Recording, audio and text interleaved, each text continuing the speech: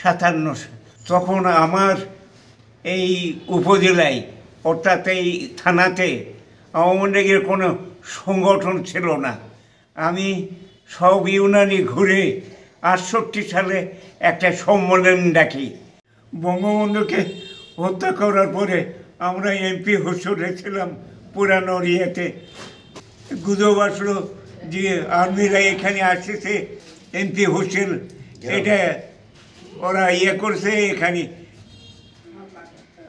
হত্যাযজ্ঞ চালাবে। আমরা ওই অবস্থায় বিচার না করে ওখান থেকে পালাইয়া গেলাম। কেন কোনো সংগঠন ওখানে নেই যে আমরা প্রতিবাদ করব, ইয়ে করব, কিছু আমরা পাইনি।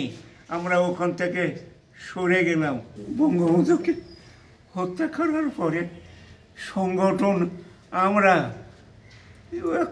করতে পারিনি।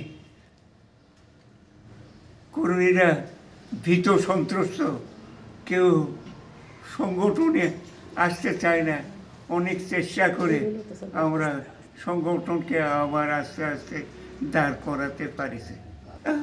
ওই ছোট ছোট কর্মী সভা করে কর্মীদের মধ্যে ইয়ে ঢুকে দিয়ে আস্তে আস্তে সংগঠন আমরা দাঁড় করালাম। আমরা যতক্ষণ পারিছি বাধা বিপত্তি ত্যাগ করে আমরা সংগঠনকে সংগঠিত করার চেষ্টা করছি, কর্মীদের একত্রিত করার চেষ্টা করেছি। আমরা বক্তব্য দিয়েছি। আমার এখানে